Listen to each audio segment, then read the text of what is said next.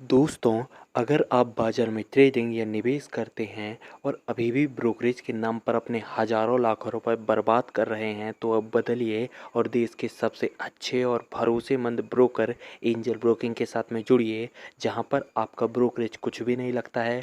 Brokerage लगता है तो सिर्फ इंट्राडे ट्रेड में, वह भी सिर्फ 20 रुपये।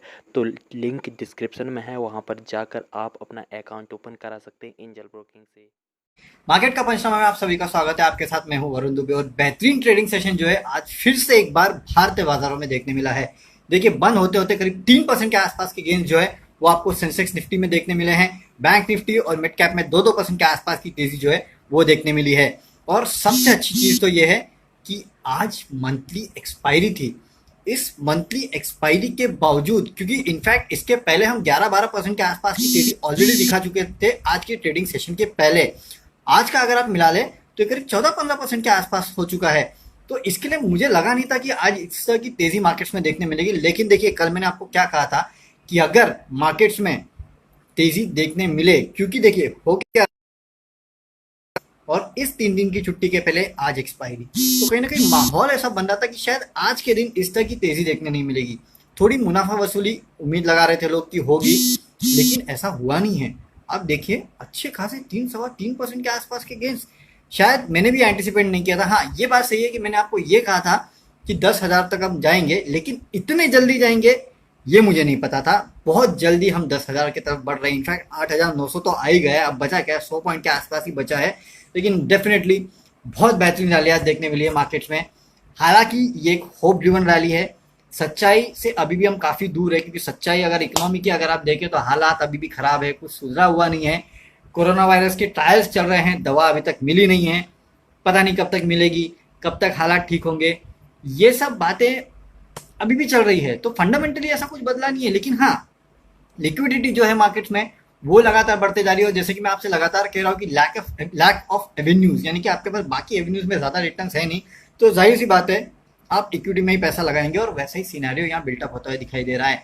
उसके अलावा डाउ फ्यूचर्स देखिए, करीब 100 पॉइंट के आसपास की तेजी, हम जब बंद हो रहे थे तभी 110 पॉइंट के आसपास की तेजी जो है वो डाउ फ्यूचर्स में देखने मिली थी। रुपया ये लगातार मजबूत हो जा रहा है, तो ये भी एक अच्छा साइन है, जिसकी वजह से हमने देखा कि आज बाजारों में एक अच्छी खासी तेजी जो है वो देखने मिली है। अब आप कहेंगे अगला लक्ष्य क्या है, तो देखिए अभी भी 10,000 क्योंकि मेरे लिए एक साइकोलॉजिकल लेवल है। हालांकि 8,900 तक हम पहुंच चुके हैं, तो कोई बड़ी रैली अब यहाँ से आप बोलोगे कि बचा क्या है, 150 पॉइंट के आसपास तो बचा है। हाँ, 150 पॉइंट के आसपास बचा है, लेकिन ये 150 पॉइंट को अभी निकल जाने दीजिए। अभी भी मेरा जो लक्ष्य है 10,000 के आसपास है निफ्टी के ऊपर।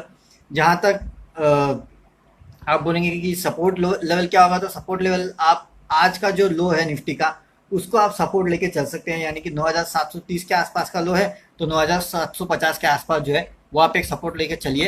1,000 रुपये 10,000 के आसपास जो है निफ्टी जाने की दमखम जो है अभी भी रखता है। हालांकि अब मैं थोड़ा कंफ्यूज हूँ कि एक्सपायरी के दिन इस तरह की रैली के बाद क्या आगे ये रैली जारी रहेगी। क्यों कंफ्यूज हूँ, क्योंकि 3 दिन की छुट्टी है। मुझे नहीं पता कोरोना को लेके क्या अपडेट आएगा, और 3 तारीख को लॉकडाउन खत्म होने के बाद बाकी स्टेट्स किस तरह का डिसीजन लेते हैं कि कहाँ लॉकडाउन पार्शियली खोलना चाहिए, कहाँ बिल्कुल नहीं खोलना चाहिए।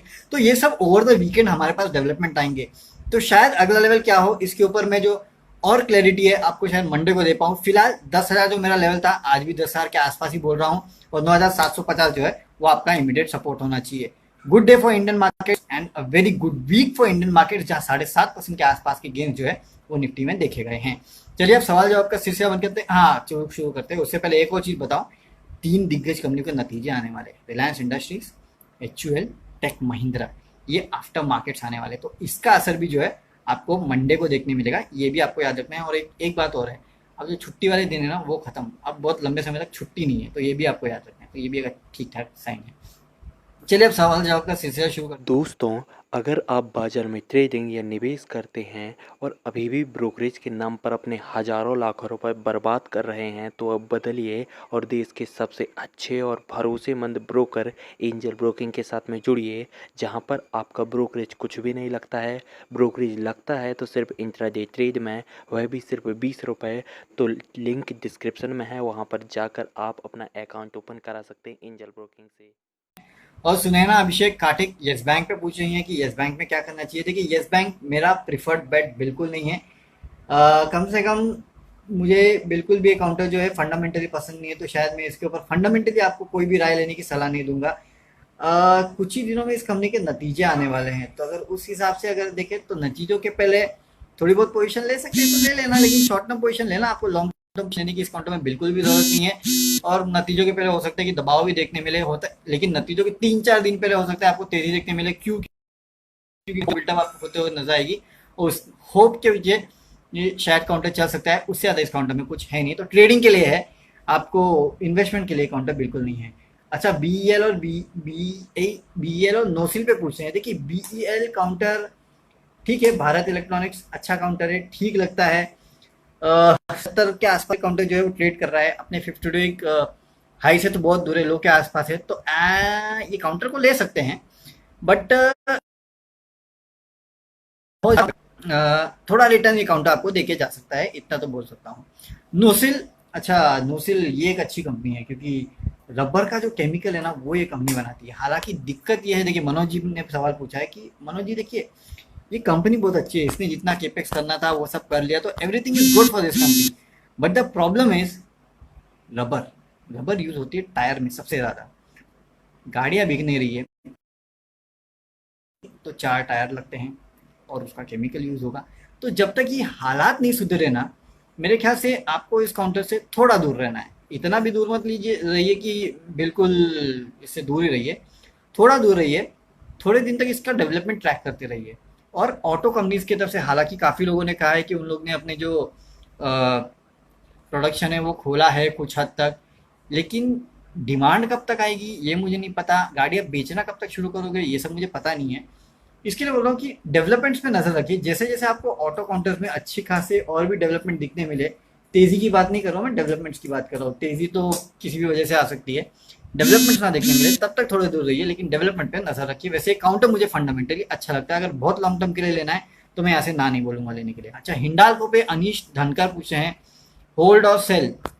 देखिए मुझे ये तो नहीं पता कि किस लेवल पे आपने लिया है, एज अ कंपनी मुझे अच्छी लगती है हिंडाल्को, नो प्रॉब्लम, बट एक बात मुझे याद रखिए कि शायद मेटल काउंटर्स पे अभी भी मैं उतना बुलिश नहीं हूँ, क्योंकि मेटल काउंटर्स लिक्विडिटी से ज़्यादा इकोनॉमिक आंकड़े पे चलते हैं, इकोनॉमिक आंकड़े अभी ठीक नहीं हुए हैं, बहुत गिर चुके थे, उसके चलते रैली आ रही है, वो बात ठीक है, लेकिन मेटल काउंटर्स में मैं अभी भी बेट लेने से थोड़ा रुकूंगा, वेट फॉर सम टाइम और क्लैरिटी आने दीजिए, उसके बाद मेटल काउंटर्स जो है वो शायद आपको अच्छा रिटर्न देते हुए नजर आएंगे, तब मेरे ख्याल से अच्छा आपको इन कंपनियों में कमाने का मौका मिलेगा।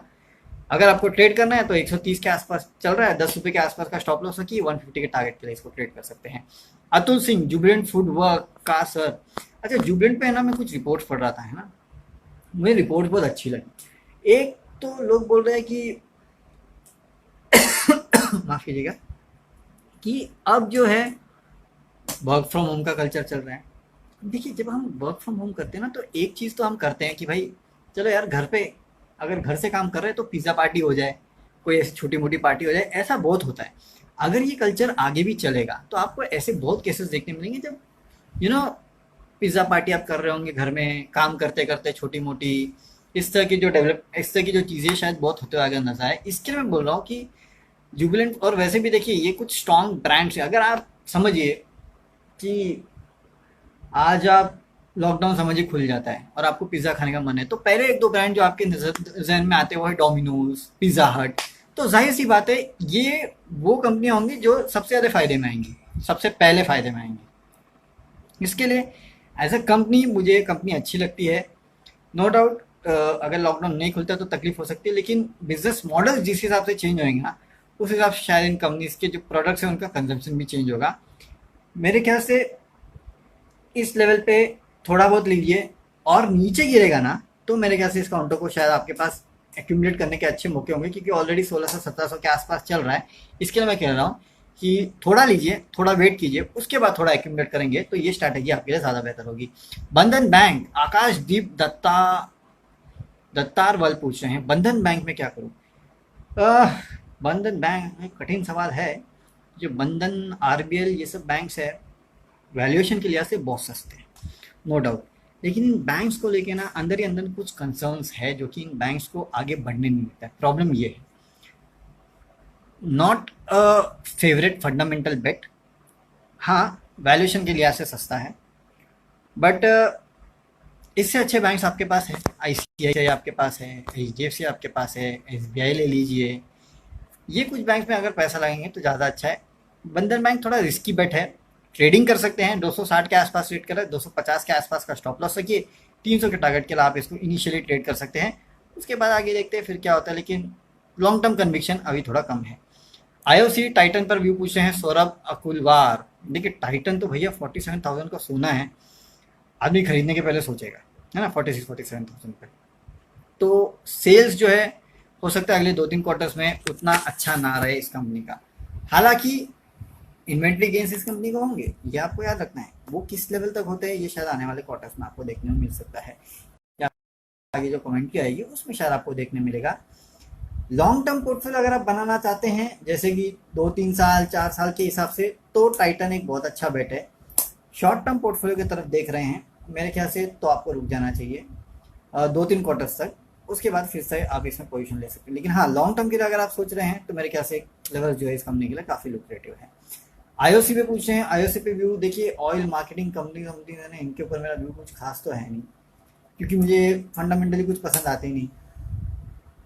और आईओसी में सबसे बड़ी बात तो ये कि आईओसी और इनका सब वैल्यूएशन जो आया था वो तो बीपीसीएल का स्टेक सेल है उससे निकल के आया था। अब बीपीसीएल का स्टेक सेल कब होगा पता नहीं, है ना, तो उसके लिए तो टाइम बहुत ज़्यादा लगने वाला है। तो उस लिहाज से अगर आप देखें तो नॉट अ प्रिफर्ड बेट। हाँ, बट 84 के आसपास काउंटर ट्रेड कर रहा है। अगर ये काउंटर 100 के ऊपर निकल जाता है ना, 100 के ऊपर निकलता है तो क्योंकि मुझे नहीं पता ये 100 के ऊपर निकल पाएगा कि नहीं, उसके बाद ही शायद मैं बैठ लूँगा, क्योंकि मेरे जहन में, मेरे दिमाग में वो लेवल्स है जब ये रिट्रेस करता था हमेशा। 100 से 105 पहला लेवल, 105 से 115 दूसरा लेवल। अगर 100 के पास आता है तो आपको 105 के लिए ट्रेड करना चाहिए, 105 पे आता है तो 115 के लिए ट्रेड कीजिए। ये तो इंपॉर्टेंट लेवल के लिए। इसके अलावा 84 के आसपास ट्रेड करें। फंडामेंटल मुझे इसके कुछ खास लगते नहीं है, इसके लिए मैं आपको खरीदारी की सलाह इन लेवल्स पे तो नहीं दूंगा, बाकी फिर देखेंगे। चलिए अब इसी नोट पे आपके सवालों का जो सिलसिला है वहाँ यहाँ ख़त्म करते हैं। 3 दिन की छुट्टी है, एंजॉय कीजिए। लॉकडाउन के देखिए किस तरह के निर्देश निकल के आते हैं, ग्लोबल मार्केट्स को देखिए कि किस तरह के व्यूज़ वहाँ से निकल के आते हैं। इन सब पे हमारी नज़र होगी। वैसे तो मंडे को 7 बजे हम आपके साथ जुड़ेंगे, ये सब क्यूज़ का इम्पैक्ट क्या होने वाला है मार्केट में, ये सब आपको बताने के लिए। और मंडे को इसी प्लेटफॉर्म पे फिर से जुड़ेंगे आपके जो बचे कुछ सवाल है उनका जवाब देने के लिए। तब तक के लिए see you, goodbye and have a happy